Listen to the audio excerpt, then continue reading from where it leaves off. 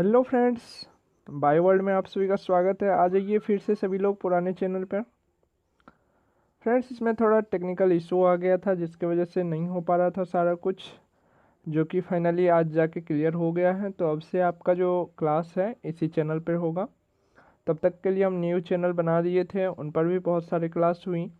तो अगर आप लोग कहिएगा तो वो सारा वीडियो इन पर जो है हम दोबारा से पब्लिश कर देंगे। ठीक है, चलिए सभी लोग आ जाइए लाइव। चलिए आज के क्लास में हम लोग बायोलॉजी से क्वेश्चन देख लेते हैं। ठीक है, चलिए बायोलॉजी का क्वेश्चन देख लेते हैं जो कि बहुत ज़्यादा इंपॉर्टेंट क्वेश्चन होने वाली है। पहला क्वेश्चन है, भोजन का अनिवार्य अवयव है। अनिवार्य यानी कि मुख्य रूप से, अगर वो आपके भोजन में नहीं है तो उसके बाद वो भोजन किसी काम का नहीं है। अर्थात आप भोजन करें या ना करें फिर भी आपको एनर्जी नहीं मिलेगी। तो वो क्या है ये आपसे पूछा जा रहा है। जल्दी से बताइए क्या होगा। ग्लूकोज होगा या प्रोटीन होगा या स्टार्च होगा या कार्बोहाइड्रेट होगा। इन चारों में से किसका आपके भोजन में उपयुक्त रहना अति आवश्यक है। जल्दी से बताइए क्या हो जाएगा। ग्लूकोज नहीं, ग्लूकोज नहीं होगा, कार्बोहाइड्रेट हो जाएगा। कार्बोहाइड्रेट भोजन में रहना अति आवश्यक है, इससे ही हमारे शरीर को ईंधन मिलता है। ठीक है, तो क्या हो जाएगा, राइट आंसर डी हो जाएगा। चलिए आगे बढ़े। अगला क्वेश्चन है, निम्नलिखित में से कौन सा पदार्थ मानव शरीर में ईंधन का कार्य करता है। अभी हम बता चुके हैं मानव शरीर में ईंधन का कार्य कौन करता है, कार्बोहाइड्रेट करता है। ठीक है, और कार्बोहाइड्रेट है क्या, बताइए किसी को पता है तो। कार्बोहाइड्रेट क्या है, पॉलीहाइड्रोक्सी एल्डिहाइड और कीटोन है। क्या है, पॉलीहाइड्रोक्सी एल्डिहाइड और कीटोन है। अगर इसका जनरल फार्मूला की बात करें तो जनरल फार्मूला क्या हो जाएगा, CnH2ON। ठीक है, यहाँ पर N क्या है, नंबर ऑफ कार्बन एटम। क्या है, नंबर ऑफ कार्बन एटम। और यहाँ पर इसके रेशियो की बात करें तो कार्बन हाइड्रोजन और ऑक्सीजन से मिलकर के बना होता है। अगर इसका रेशियो देखिएगा तो 1:2:1 के रेशियो में रहता है। ठीक है, तो इतना सारा पॉइंट याद हो गया यहाँ से, और याद रखिएगा इनको बराबर। चलिए आगे बढ़ते हैं। अगला क्वेश्चन है, कैप्सूल का आवरण बना होता है। कैप्सूल का जो आउटर लेयर होता है वो किस चीज़ का बना होता है, जल्दी से बताइए किस चीज़ का बना होता है। प्रोटीन का या अंडे के छिलके का या सेल्यूलोज का या स्टार्च का। अंडे का छिलका का नहीं होगा, आगे बढ़िए। सेल्यूलोज का भी नहीं होगा, स्टार्च का होगा। ठीक है, कैप्सूल का जो आउटर लेयर होता है वो स्टार्च का बना होता है। ठीक है, और सलाइवा से किसका पाचन होता है ये आपसे हम पूछ रहे हैं, जल्दी से बताइएगा कमेंट में ये। ठीक है, सलाइवा से किसका पाचन होता है। चलिए आगे बढ़ें। अगला क्वेश्चन है, शहद का मुख्य घटक है। शहद यानी कि हनी का मुख्य कंपोनेंट क्या है। ग्लूकोज है, सुक्रोज है, माल्टोज है, फ्रक्टोज है। क्या है, जल्दी से बताइए। ये चारों क्या है, शुगर है। इन चारों में से कौन से रहते हैं हनी में, ये आपसे पूछा जा रहा है, जल्दी से बताइए। ग्लूकोज नहीं, ग्लूकोज नहीं होगा, सुक्रोज भी नहीं होगा, माल्टोज भी नहीं होगा। आपके हनी में जो है फ्रक्टोज रहता है। ठीक है, और फ्रक्टोज क्या है, ये टाइप्स ऑफ क्या है, जल्दी से बताइए तो। ये टाइप्स ऑफ कार्बोहाइड्रेट है। ठीक है, on the basis of sugar unit carbohydrate को कितने टाइप्स में बांटा गया है, 3 टाइप्स में। कौन कौन सा, मोनोसेक्राइड्स, डाइसेक्राइड्स और पॉलीसेक्राइड। ठीक है, मोनोसेक्राइड्स, डाइसेक्राइड्स और पॉलीसेक्राइड्स। मोनोसेक्राइड्स के क्या क्या एग्जाम्पल हैं, बताइए किसी को पता है तो।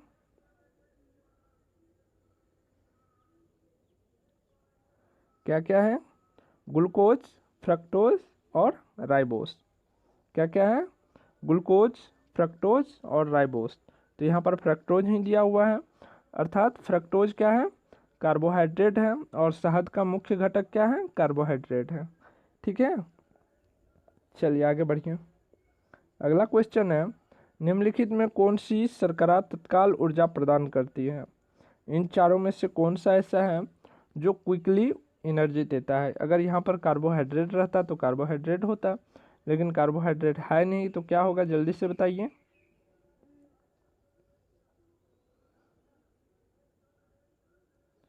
लैक्टोज नहीं होगा, सेल्यूलोज नहीं होगा, माल्टोज नहीं होगा, क्या हो जाएगा, ग्लूकोज हो जाएगा। ठीक है, तो राइट आंसर क्या हो गया, डी हो गया आपका। और ग्लूकोज टाइप्स ऑफ हाइड्रोकार्बन है,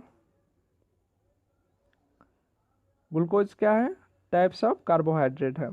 और कौन सा टाइप्स है इसका, मोनोसेक्राइड्स। अभी हम बताए थे कि मोनोसेक्राइड्स में कौन कौन सा है, ग्लूकोज है, फ्रक्टोज है, राइबोस है। ठीक है, GRF ऐसे याद रखिएगा, ये मोनोसेक्राइड्स का है। ठीक है, जी से क्या हो गया ग्लूकोज, आर से राइबोस, एफ से फ्रक्टोज, ये तीनों हो गया मोनोसेक्राइड्स का एग्जाम्पल, याद रखिएगा। ऐसे ही टर्म वाइज करके याद रखिएगा, ज़्यादा दिन तक याद रहेगा। चलिए आगे बढ़ते हैं।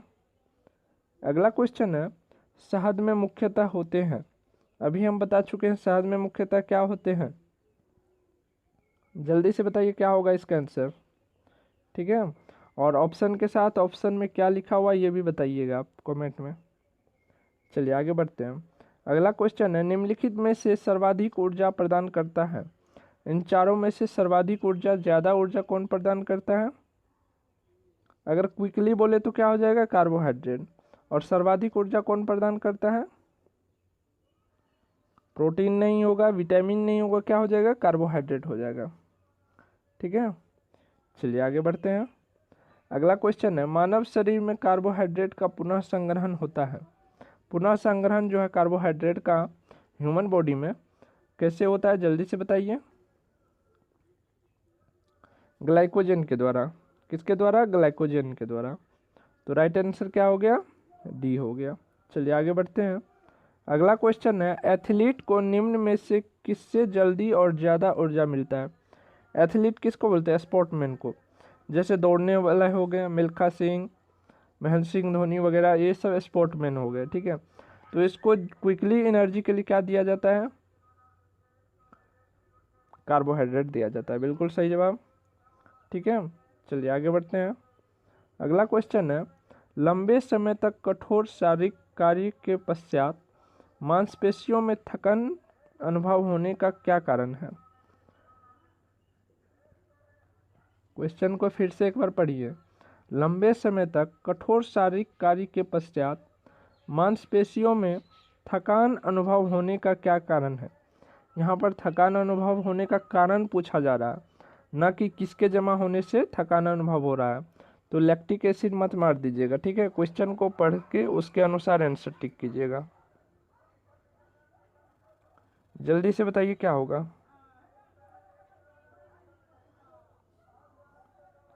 क्या हो जाएगा, ग्लूकोज का। अच्छा, ग्लूकोज यूज होते रहता है ना, एटीपी बनता है, एटीपी में ग्लूकोज का यूज होता है, जिससे हमारे शरीर का जितना भी प्रोसेस है वो चलते रहता है।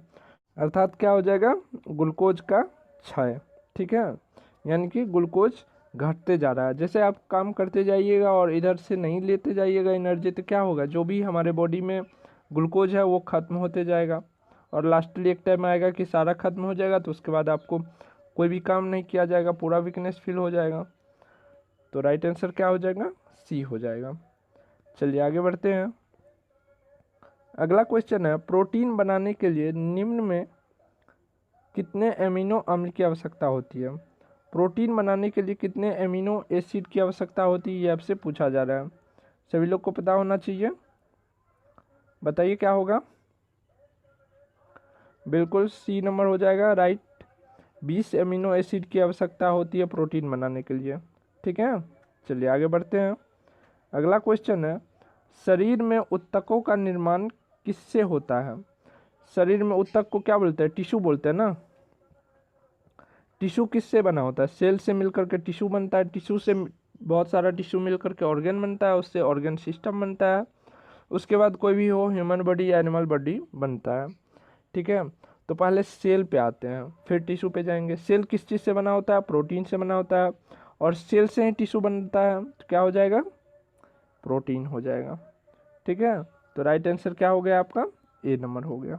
चलिए आगे बढ़ें, चलिए आगे बढ़ते हैं। अगला क्वेश्चन है, प्रोटीन को निम्नलिखित में से क्या माना जाता है। प्रोटीन को निम्नलिखित में से क्या माना जाता है। अभी हम बताए हैं पिछले क्वेश्चन में, दिमाग लगाइए, इसका आंसर बता दीजिएगा। अभी हमने क्या बताया था, सेल बनता है, उसके बाद क्या बनता है, टिश्यू बनता है, बहुत सारा सेल मिल करके टिश्यू बनता है, बहुत सारा टिश्यू मिल करके ऑर्गन बनता है, और ऑर्गन, बहुत सारा ऑर्गन मिल करके ऑर्गन सिस्टम बनाता है, उसके बाद एक ह्यूमन बॉडी बनता है या एनिमल बॉडी बनता है। तो क्या हो जाएगा, शरीर का निर्माण करने वाला जो है पदार्थ है प्रोटीन। ठीक है, तो राइट आंसर हो गया आपका ए। चलिए आगे बढ़ें। अगला प्रश्न है, एंजाइम मूल रूप से क्या है। एंजाइम मूल रूप से क्या है, ये आपसे पूछा जा रहा है, जल्दी से बताइए, जिसको पता है जल्दी से बताइए। एंजाइम मूल रूप से क्या है, प्रोटीन है। Very good. एंजाइम जो है, all enzymes are protein but all proteins are not enzyme. ठीक है, और एंजाइम बॉडी में करता क्या, ये बताइए तो, किसी को पता है तो। बॉडी में कौन सा रिएक्शन होता है, बायोकेमिकल रिएक्शन होता है। ठीक है, बायोकेमिकल रिएक्शन, और कोई भी रिएक्शन हो तो उसमें कैटालिसिस का ज़रूरत पड़ता है, जो क्या करे, रेट ऑफ रिएक्शन को घटाए या बढ़ाए। ठीक है, तो एंजाइम जो है ये आपके बॉडी में जो बायोकेमिकल रिएक्शन होता है उसमें कैटालिसिस का काम करता है, जो रिएक्शन की दर को वृद्धि करता है या घटाता है अकॉर्डिंग टू ऑर्गन। जैसे ऑर्गन को चाहिए कितना स्पीड से ये प्रक्रिया हो, उस स्पीड से ये काम करता है। ठीक है, और प्रोटीन के बारे में आप लोग जानते ही होंगे, जानते हैं कि नहीं जानते हैं। 20 एसेंशियल एमिनो एसिड से प्रोटीन बनता है। ठीक है, याद रखिएगा। और प्रोटीन टर्म किसने दिया था, बेrzelius ने। किसने दिया था, बेrzelius ने। कब दिया था, 1938 में। ठीक है, और किसने दिया था, बेrzelius ने, याद रखिएगा। चलिए आगे बढ़ें, चलिए आगे बढ़ते हैं। अगला प्रश्न है, जैविक सिस्टम में रासायनिक क्रिया की प्रक्रिया को तेज करने में उत्तरदायी पदार्थ है। अभी हम बता चुके हैं, सिर्फ और सिर्फ भाषा को घुमा करके पूछा गया है। थोड़ा सा दिमाग पे जोर डालिए, आ जाएगा आंसर इसका। ठीक है, थोड़ा सा दिमाग पे जोर डालिए। चलिए इसको हम HW में डाल देते हैं, बहुत ही ईजी है, थोड़ा सा दिमाग पे जोर डालिएगा, हो जाएगा। ठीक है, और सभी लोग से मैं बोलना चाहूँगा कि एग्ज़ाम का जो है एक डेट आ गया है, एक्सपेक्टेड डेट आ गया है कि इस डेट तक में हो जाना चाहिए। ठीक है, तो जैसे BCSC का एग्ज़ाम हो रहा है 11 तारीख को आपको, तो नवंबर में जो है, लास्ट नवंबर तक इसका एग्ज़ाम, बिहार पैरामेडिकल का एग्ज़ाम कंफर्म हो गया है कि होना है। ठीक है, तो आप जिस भी इंस्टीट्यूट में पढ़ते हैं या जिस भी ट्यूशन में पढ़ते हैं, तो वहाँ पर अगर टेस्ट हो रही तो आप टेस्ट में ज़रूर शामिल हो। ठीक है, टेस्ट से ही आपको पता चलेगा कि आप कितना तैयारी किए हुए हैं, कितना आपको तैयारी करना है। यहाँ पर बायो वर्ल्ड में भी टेस्ट होती है, आप इच्छा हो तो यहाँ ज्वाइन करें, जहाँ मन हो वहाँ ज्वाइन करें, लेकिन टेस्ट ज़रूर ज्वाइन कर लीजिएगा। ठीक है, क्योंकि टेस्ट से आपको पता चल जाएगी कि हमको कितना और तैयारी करना है और कितना हमारा हो चुका है। और जितने भी यहाँ बायो वर्ल्ड के टेस्ट के बच्चे हैं जिनको ये क्वेश्चन कल मिल गया था, वो लोग कमेंट में बताइए कि आप लोग कितना इस क्वेश्चन को सॉल्व करें, कितना आप लोग का राइट बना है, ये ज़रूर कमेंट में बताइएगा। ठीक है, और कितना आपका रॉन्ग हुआ वो भी बताइएगा, और कितना आपने टच नहीं किया वो भी बताइएगा। चलिए आगे बढ़ें, अगला प्रश्न देखते हैं। अगला प्रश्न है, अल्फ़ा केरोटीन एक प्रोटीन है जो, अल्फ़ा केरोटीन नाम का एक प्रोटीन है जो कहाँ उपस्थित रहता है, ये आपसे पूछा जा रहा है, जल्दी से बताइएगा। ट्रिपल स्टार देकर के ये क्वेश्चन नोट कीजिएगा। ठीक है, चलिए इसको भी HW में डाल रहे हैं, और जितने भी HW डाल रहे हैं आप लोग याद दिला दीजिएगा, हम जो है कमेंट में पिन कर देंगे राइट आंसर दे करके। पहले आप लोग को होमवर्क दे रहे हैं ताकि आप लोग खुद काम करें, उसके बाद दीजिएगा। चलिए आगे बढ़ें, चलिए नेक्स्ट क्वेश्चन देखते हैं। अगला क्वेश्चन है, सोयाबीन में प्रोटीन का प्रतिशत होता है। सोयाबीन में पता है कि प्रोटीन है सबसे ज़्यादा रहता है, कितना प्रतिशत रहता है ये आपसे पूछा जा रहा है, जल्दी से बताइए। 50% या 60% या 80% या 42%, जल्दी से बताइए। बिल्कुल सही, 42% जो है सोयाबीन में प्रोटीन रहता है। सोयाबीन जो है प्रोटीन का मुख्य स्रोत माना जाता है। चलिए आगे बढ़ें, अगला क्वेश्चन देखते हैं। अगला क्वेश्चन है किसमें प्रोटीन नहीं पाया जाता है। यहाँ पर अब पूछ दिया है किसमें प्रोटीन नहीं पाया जाता है, जल्दी से बताइए। मांस में पाया जाता है, दाल में, सॉरी दूध में, उसके बाद चावल में और दाल में। किसमें नहीं पाया जाता, जल्दी से बताइए। चलिए इसको भी H डबल में देते हैं, ठीक है। इनको भी सॉल्व कीजिएगा बहुत ही अच्छा से। प्रोटीन नहीं पाया जाएगा तो और क्या पाया जाएगा इन चारों में से ऑप्शन में, चलिए बता दीजिए, तो बता दें यही क्या। चलिए यही बता देते हैं। देखिए दाल में भी प्रोटीन पाया जाता है, दूध में भी, मांस में भी, लेकिन चावल जो है आपका उसमें क्या पाया जाता है, कार्बोहाइड्रेट पाया जाता है, ठीक है। तो चावल में क्या पाया जाएगा, कार्बोहाइड्रेट पाया जाएगा। तो राइट आंसर क्या हो जाएगा, सी, कि चावल में प्रोटीन नहीं पाया जाता है। चलिए आगे बढ़ते हैं। अगला क्वेश्चन है निम्नलिखित में से किसमें प्रोटीन का सबसे अधिक स्रोत पाया जाता है। प्रोटीन का सबसे अच्छा स्रोत कौन सा है इनमें से, जल्दी से बताइए, बहुत ही ईजी है, ठीक है। चलिए आगे बढ़ते हैं। अगला क्वेश्चन है शाकाहारी अधिकतम प्रोटीन पाते हैं। शाकाहारी जो है अधिकतम प्रोटीन किन भोजन से पाते हैं, ये आपसे पूछा जा रहा है, जल्दी से बताइए। शाकाहारी हो गए जो मीट मछली नहीं खाता हो। अनाज से, दाल से, सब्जी से, दूध से, इन सब में किस में ज़्यादा रहता है प्रोटीन,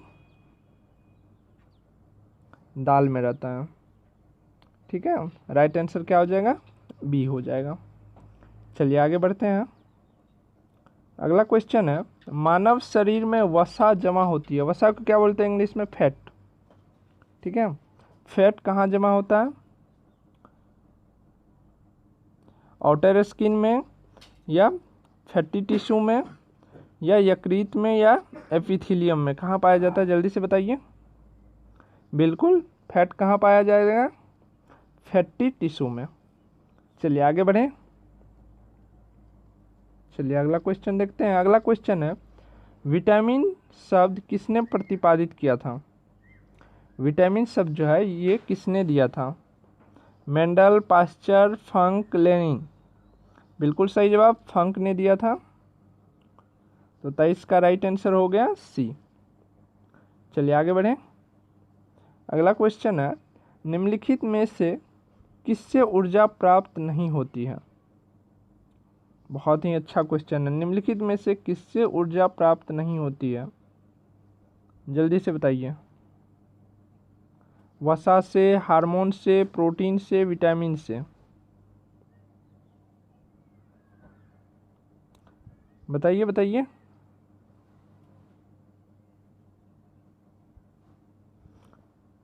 वसा से नहीं, वसा से नहीं होगा। वसा में होता है प्रोटीन, सबसे ज़्यादा होता है, भले इसका यूटिलाइज कम हो, मतलब ज़्यादा टाइम लगता है यूटिलाइज होने में। जब फास्टिंग के दौरान आदमी रहता है तो यही वसा का जो एनर्जी होता है वही टूट टूट करके ग्लूकोज बनता है। हार्मोन्स तो होते ही होते हैं, प्रोटीन भी होते हैं। तो इनमें से विटामिन जो है इनमें ऊर्जा नहीं होती है, क्योंकि ये जो है इम्यून सिस्टम को बोल्ट करता है। प्रतिरक्षी तंत्र जो होते हैं ना, उनको ये मेंटेनेंस करता है। इसमें किसी भी प्रकार की ऊर्जा नहीं होती है, ठीक है। या इससे विटामिन लेने से ऊर्जा प्राप्त नहीं होती है हमारे बॉडी को। ये क्या है, एंटीबॉडी को मेंटेनेंस देता है, उसके मैकेनिज्म का ये पार्ट है, ठीक है। चलिए आगे बढ़ें। अगला क्वेश्चन देखते हैं। अगला और आखिरी क्वेश्चन है निम्नलिखित में से कौन सा विटामिन का सर्वोत्तम स्रोत है। अच्छा यहाँ पर देखिए, निम्न में से कौन विटामिन ए का सर्वोत्तम स्रोत है।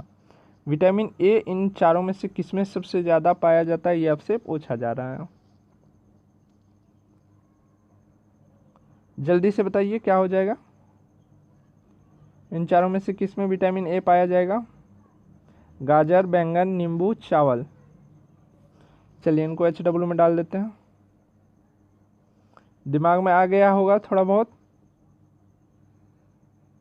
गोल्डन राइस में कौन सा विटामिन पाया जाता है? चलिए अब तो हो गया होगा, सारे लोग आंसर बता दीजिएगा। और आंसर कैसे बताइएगा, जैसे 25 देना है और ए का अगर आंसर हुआ सपोज दैट, तो ए लिख देना है, और जो ए नंबर में ऑप्शन है गाजर, तो गाजर लिख देना है। चाहे हिंदी इंग्लिश जिसमें हो वो आपसे मतलब है, कोई मतलब नहीं कि इसका स्पेलिंग क्या होता है। गाजर गाजर लिख दीजिएगा, इंग्लिश में लिखिएगा तो इंग्लिश में भी लिख दीजिएगा, ठीक है। तो चलिए आज हम क्लास को यहीं एंड करते हैं, और हमारा जो क्लास होगा वो MWF में होगा, ठीक है। और टेस्ट जो अब ग्रुप में जो टेस्ट ग्रुप है उसमें टेस्ट अब बहुत ज़्यादा टाइट और सख्ती से होगी, क्योंकि आपका एग्ज़ाम डेट नज़दीक आ गया है। और सारे नोट्स जितने भी आप लोग को मिले हैं उनसे क्वेश्चन आप लोग को मिलेगा, ठीक है। तो उन नोट्स को जो है आप लोग कंप्लीट करके रखिएगा एनी टाइम, और आगे भी नोट्स देते रहेंगे तो इनको भी बराबर कंप्लीट करते रहना है। और जो लोग टेस्ट ज्वाइन करना चाहते हैं वो लोग नीचे कमेंट करके बताइएगा, वहाँ पर आपको व्हाट्सअप नंबर मिल जाएगी, वहाँ पर आपको जानकारी मिल जाएगी सारी। तो आज हम यहीं एंड करते हैं, मिलते हैं नेक्स्ट डे। MWF में क्लास होती रहेगी।